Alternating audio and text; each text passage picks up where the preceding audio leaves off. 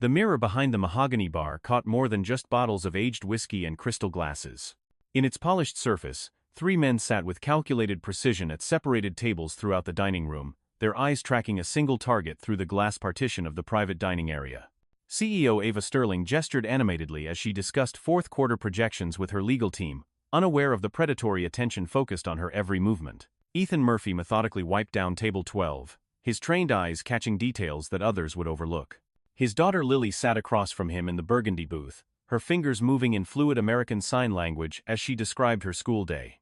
But Ethan's attention had shifted to the man in the tailored charcoal suit near the windows, whose lips were moving in a barely perceptible whisper. Through years of necessity communicating with his deaf daughter, Ethan had developed advanced skills at reading lips from distances and challenging angles. The ability had become natural, allowing him to understand conversations across crowded rooms and through soundproof glass. What he observed now made his blood run cold. The man's mouth was forming the words, "Backdoor 7 minutes." The pendant lights above the dining area flickered twice, creating shadows that danced across the white tablecloths. Ethan's gaze swept toward the kitchen, where the fire alarm sensor was blinking amber instead of its usual green. His mental inventory kicked into overdrive: the carbon dioxide fire suppression system near the stoves, the emergency exits with illuminated signs, the thick kitchen towels beside the prep stations, and the yellow wet floor signs positioned near service areas. Everything appeared ordinary to the casual observer, yet something in the timing felt deliberately wrong, like a choreographed performance designed to create vulnerabilities at exactly the right moment. The man Ethan labeled as Rook stood up slowly, his chair scraping against the hardwood with deliberate precision.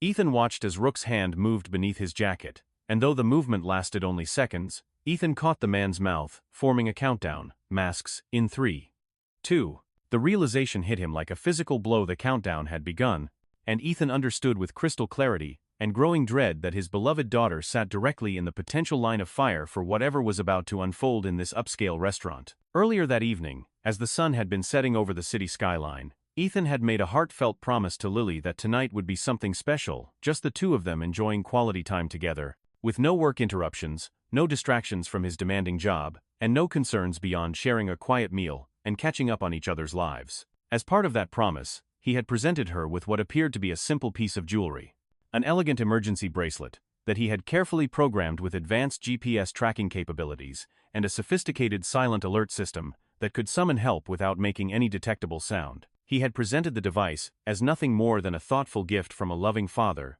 rather than revealing its true purpose as a high-tech safety precaution born from his overprotective instincts and professional background. The sleek bracelet looked like ordinary designer jewelry that any teenage girl might wear, but hidden within its polished metal casing was cutting-edge technology that could pinpoint their exact location and automatically transmit emergency signals to law enforcement agencies without requiring any verbal communication whatsoever. Through the crystal-clear glass partition that separated the main dining area from the private conference room, CEO Ava Sterling commanded attention and respect even during what appeared to be a routine business conversation. Her well-documented reputation for successfully turning around failing companies and transforming them into profitable enterprises had made her both extraordinarily wealthy and remarkably powerful in the corporate world, but Ethan understood from his own experience that such high-profile success often came with a substantial price tag that extended far beyond financial considerations. Tonight, it seemed increasingly likely that the accumulated cost of her professional achievements was about to be collected in the most dangerous and personal way imaginable. A young server with nervous energy approached their table,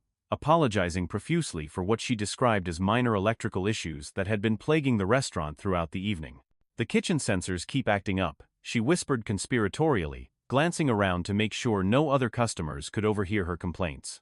"The lights in the prep area have been flashing on and off all evening like some kind of strobe effect. The management thinks it's probably just humidity from the dishwashers affecting the electrical system, but it's been making everyone jumpy." She pointed with obvious concern toward the official emergency exit diagram that was posted prominently near the kitchen entrance, its bold red arrows clearly marking multiple escape routes that led to different parts of the building and ultimately to various street exits. Ethan nodded politely and offered appropriate reassurances to the worried server, but his attention remained laser-focused on the three men who were now positioning themselves with what appeared to be practiced military precision throughout the restaurant's main dining area. The coordination between their movements was far too perfect and deliberate to be mere coincidence, and the timing of their actions suggested extensive planning and rehearsal. When Ava's expensive smartphone buzzed urgently against the polished conference table, and her facial expression shifted dramatically from confident and controlled to concerned, and slightly frightened. Ethan managed to catch a glimpse of the text message reflected clearly in the large window glass behind her chair. Guard delay confirmed 30 minutes minimum. The professional security detail that should have been present to protect someone of Ava's prominence and wealth was conspicuously absent from their usual positions, and Ethan realized, with growing certainty, that someone with inside knowledge had deliberately orchestrated this particular vulnerability, with surgical precision and perfect timing. The carefully planned chaos began with what appeared to be completely manufactured clumsiness designed to create maximum distraction at the optimal moment. Nash, who had been positioned strategically near the elegant mahogany bar area, stood up abruptly from his table with theatrical awkwardness, and managed to knock over his full glass of expensive Bordeaux wine, sending the dark red liquid cascading dramatically across the pristine white tablecloth, before splashing onto the polished marble floor below. The crimson stain spread across the expensive fabric like spilled blood, creating a vivid and disturbing image that immediately captured the attention of nearby diners, who turned their heads to observe the commotion with natural human curiosity. In that precisely calculated moment of distraction, when every eye in the restaurant was focused on the wine-soaked tablecloth, Doyle moved with practiced efficiency toward the main entrance, his experienced fingers working quickly and quietly to engage what appeared to be additional security locks that would prevent easy escape. Marcel, who held the important position of the restaurant's primary security coordinator and should have been maintaining constant vigilance over the dining area, chose that exact moment to step outside for what he claimed was an urgent phone call, effectively leaving the dining room without its most important layer of professional protection. Ethan watched with growing alarm through the kitchen's stainless steel pass-through window as Rook approached the glass-walled private dining room where Ava continued her business meeting, still completely oblivious to the carefully orchestrated danger that was closing around her like the jaws of an expertly designed trap. The physical distance between Ethan's position and the unfolding drama was too great for him to hear the actual words being spoken, but his highly developed lip-reading skills allowed him to fill in the terrifying blanks with disturbing accuracy. Rook's mouth was clearly forming the tactical phrases.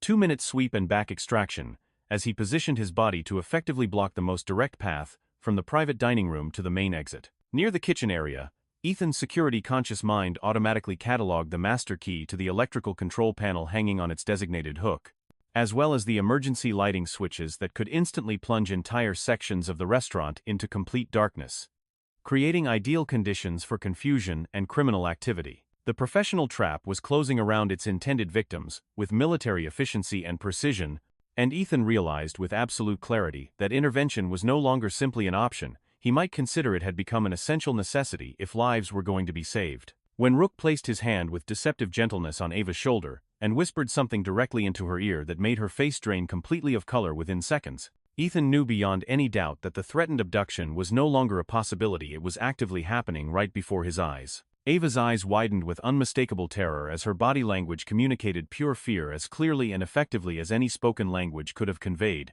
and Ethan understood that every second of delay would only make the situation more dangerous for everyone involved. Time seemed to compress into a series of crucial seconds that would determine whether lives were saved or lost, and Ethan found himself forced to make a split-second decision that would either rescue innocent people or potentially endanger the one person he cared about most in the entire world. Rather than shouting loudly, or creating any kind of obvious alarm that might escalate the situation into immediate violence, Ethan made the calculated decision to rely entirely on the sophisticated silent communication system that he and Lily had developed and perfected over many years of daily necessity. His hands moved in rapid, precise American Sign Language gestures, providing his daughter with detailed instructions to approach the female server positioned near the kitchen entrance and relay a very specific message about the critical importance of securing the restaurant's back entrance from the inside, using the available deadbolt mechanism. Lily's expressive eyes immediately showed both complete understanding of the gravity of the situation and absolute trust in her father's judgment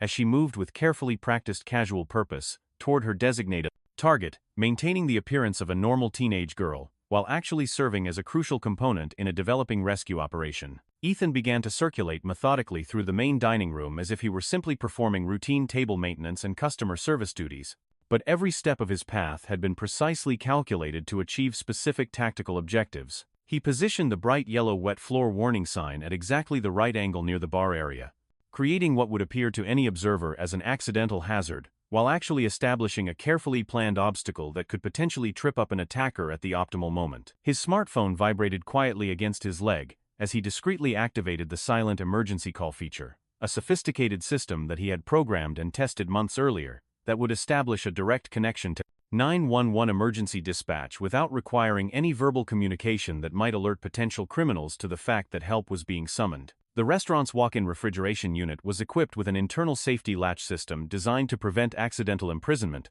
and Ethan had noticed during his earlier reconnaissance that the carbon dioxide fire suppression system was fully charged and ready for immediate deployment. The dense white smoke that such a system could produce would provide crucial visual cover if the developing situation escalated beyond the possibility of peaceful negotiation. Every single detail of the restaurant's layout, from the location of emergency exits to the position of kitchen equipment, had suddenly become a potential tool in a deadly serious game where the stakes were measured entirely in human lives rather than money or property. Across the dining room, Doyle had clearly noticed Lily's purposeful movement toward the kitchen area, and had begun walking toward their table with unmistakable predatory intent written clearly across his hardened features. The cold expression on his face strongly suggested that the carefully planned operation was about to abandon any pretense of subtlety and give way to direct violence. And Ethan realized with growing urgency that his rapidly shrinking window for subtle intervention was about to close permanently. The scattered wine glasses from Nash's earlier theatrical performance suddenly became weapons of opportunity, as Ethan deliberately swept several of them toward Doyle's approaching figure, using a motion that appeared completely accidental to any casual observer. The sharp crash of breaking crystal created exactly the right amount of noise and visual distraction for Nash to lose his footing on the strategically positioned wet floor warning sign, his arms windmilling frantically through the air as he fought desperately to maintain his balance and avoid falling heavily onto the hard marble surface. Ethan quickly triggered the localized fire alarm system in the kitchen area, specifically choosing not to activate the building-wide emergency system that would automatically summon the fire department, but instead using the zone-specific alert that would drive other diners toward the main dining area and away from the kitchen, simultaneously providing both tactical cover for his own movements and additional confusion for the attackers who were clearly operating according to a carefully rehearsed plan. Through rapid and increasingly urgent sign language communications, he directed Lily to guide Ava toward the relative safety of the kitchen area, while he continued to create additional diversions and obstacles that would slow down and confuse their opponents. The electrical kill switch for the walk-in cooler was positioned exactly where local building codes required for safety compliance, and Ethan made careful mental note of its precise location as he orchestrated what he hoped would be controlled chaos that would either provide them with the opportunity to escape safely or, in the worst-case scenario, trap them in an even more dangerous situation than they currently faced. Marcel reappeared through the main entrance at precisely the wrong moment for the victims, his timing far too perfect and convenient to be purely coincidental. "Let me help you get to safety," he offered with theatrical concern, opening the kitchen door with an elaborate show of professional assistance and genuine care for customer welfare. But instead of leading the small group toward the clearly marked emergency exit that would take them directly to the street and safety, he gestured with apparent authority toward a narrow corridor that would actually take them deeper into the building's interior, away from help and toward areas where they would be completely isolated from potential witnesses or rescue. Ethan's growing suspicions suddenly crystallized into absolute certainty. The restaurant's security coordinator was not an ally who could be trusted, but rather another carefully positioned piece of the elaborately orchestrated trap that had been designed to capture Ava with maximum efficiency and minimum risk to the perpetrators. Inside the dimly lit professional kitchen area, Ethan methodically used every available reflective surface polished stainless steel appliances, gleaming pot lids, the glass doors of commercial ovens, even the chrome surfaces of industrial mixing equipment to track Rook's movements and position in the main dining room without exposing himself to direct observation. The criminal's lips continued to form words that Ethan managed to catch in fractured pieces through the challenging combination of distance, reflection, and changing angles. North Alley van, 5 minutes maximum. The carbon dioxide fire suppression system discharged with a loud and satisfying hiss, immediately filling the entire kitchen area with dense white fog that would buy them precious time by making it impossible for the attackers to see their exact positions or movements. Ethan quickly guided both Ava and Lily into the walk-in refrigeration unit, engaging the internal lighting system that would keep them clearly visible to each other, while simultaneously making them completely invisible to anyone attempting to search for them from outside the protective metal walls. In the relative safety and temporary security of the refrigerated space, surrounded by hanging sides of beef and shelves of fresh vegetables, Ethan made a confession that surprised even himself with its completeness and honesty. "I used to train 911 emergency operators," he told Ava quietly, his voice remaining steady and controlled despite the extraordinary circumstances they found themselves facing. My job involved teaching emergency response protocols, advanced negotiation techniques for crisis situations, and sign language interpretation specifically for hearing-impaired callers who couldn't communicate through normal voice channels. I originally learned to read lips because my daughter needed me to understand her completely and communicate with her effectively, but the professional training gave me specialized skills that I never expected to use in a situation quite like this one. Ava's eyes widened dramatically as she began to understand the full implications of what Ethan was telling her about his background and capabilities. So you actually know what they want and how they're likely to proceed? Money, leverage over your business decisions, or simple revenge for some perceived wrong? Ethan replied with the confidence of someone who had studied criminal psychology extensively. But more importantly than understanding their motivations, I know how people like this think, how they plan their operations, and what their most likely responses will be to different types of resistance or negotiation. Near the entrance to the walk-in cooler, Ethan quickly inventoried their makeshift arsenal of improvised weapons and defensive tools.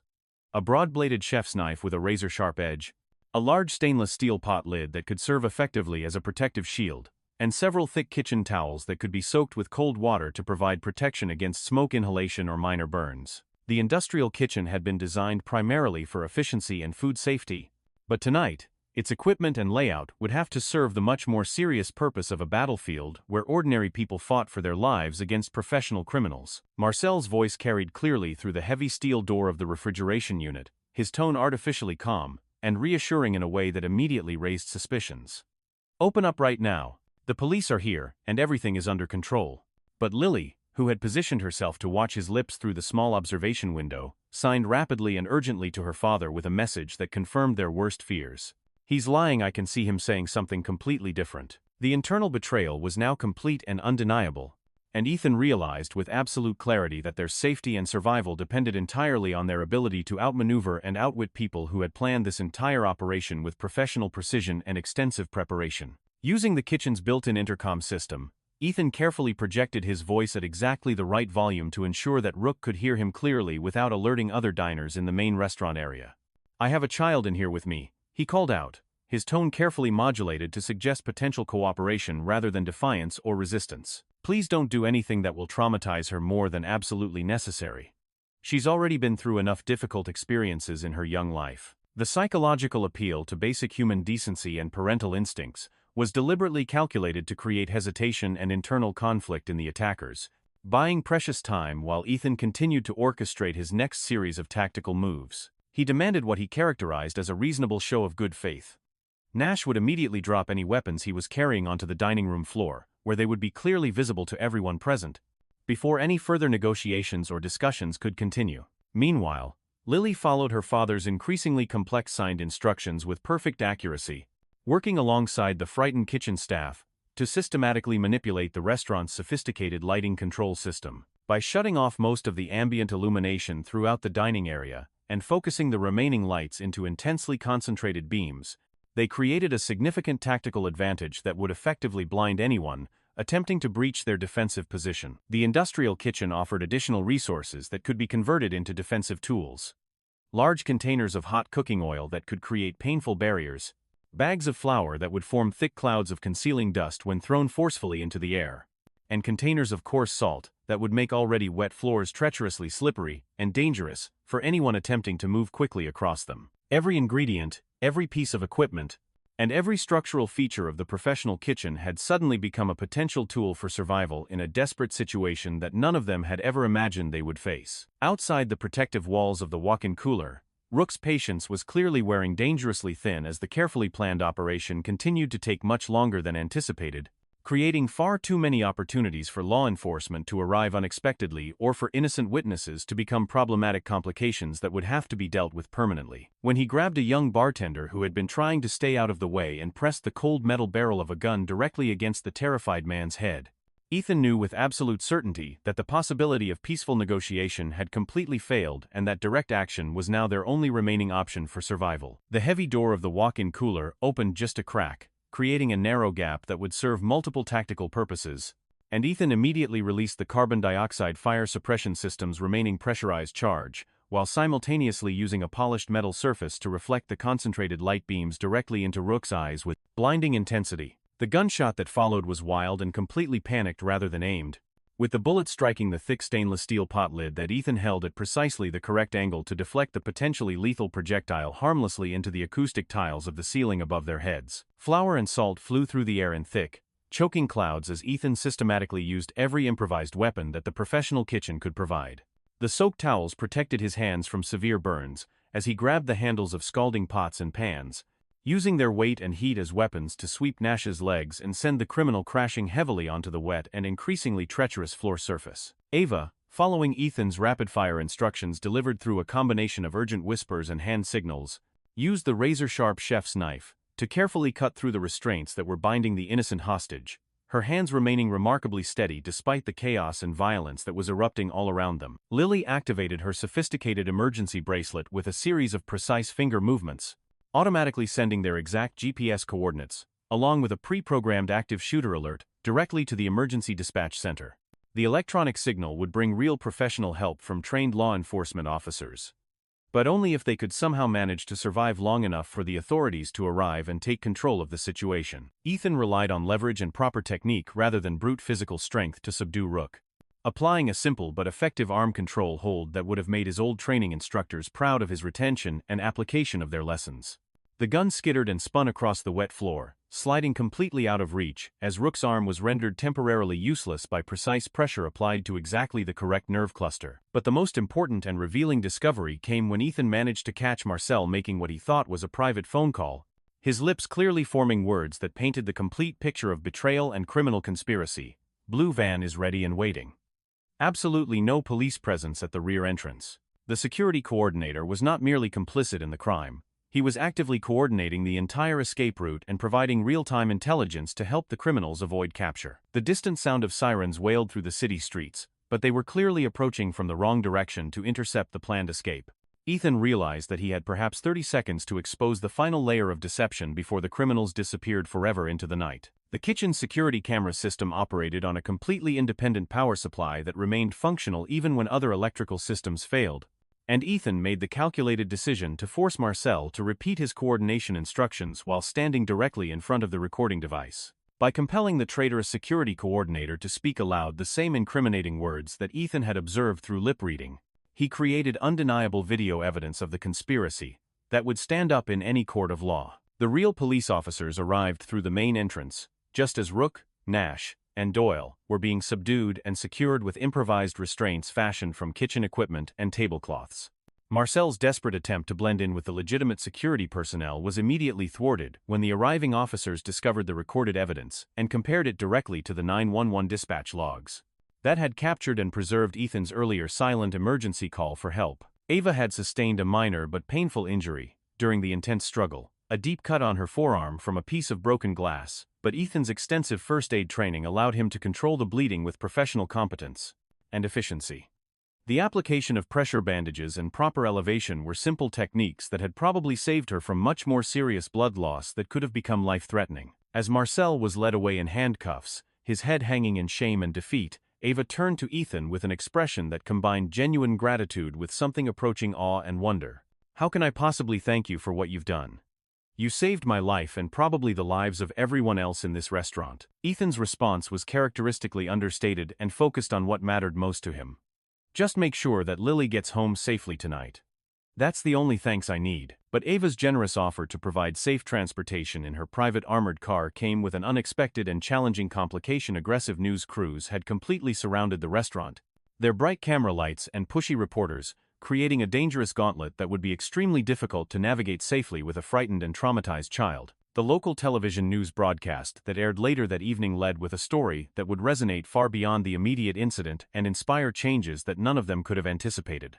Single father saves CEO, using sign language skills learned for deaf daughter. The reporter's concise summary captured the essential facts of what had occurred, but completely missed the deeper significance and lasting impact of the evening's extraordinary events. Exactly 1 week later, in a ceremony that drew media attention from across the region, Ava announced a comprehensive new corporate initiative designed to recruit and train hearing-impaired employees throughout all of her company's diverse operations. Lily was given the honor of cutting the ceremonial ribbon at a small but meaningful ceremony held at the restaurant, which had been completely repaired and reopened with significantly enhanced security measures and a renewed commitment to customer safety. When Ava offered Ethan a substantial cash reward that would have solved his financial problems for years to come, he politely, but firmly declined the money and instead requested something that he considered far more meaningful and valuable: funding for comprehensive community sign language classes that would teach hearing people to communicate effectively with deaf and hard of hearing neighbors, coworkers, friends,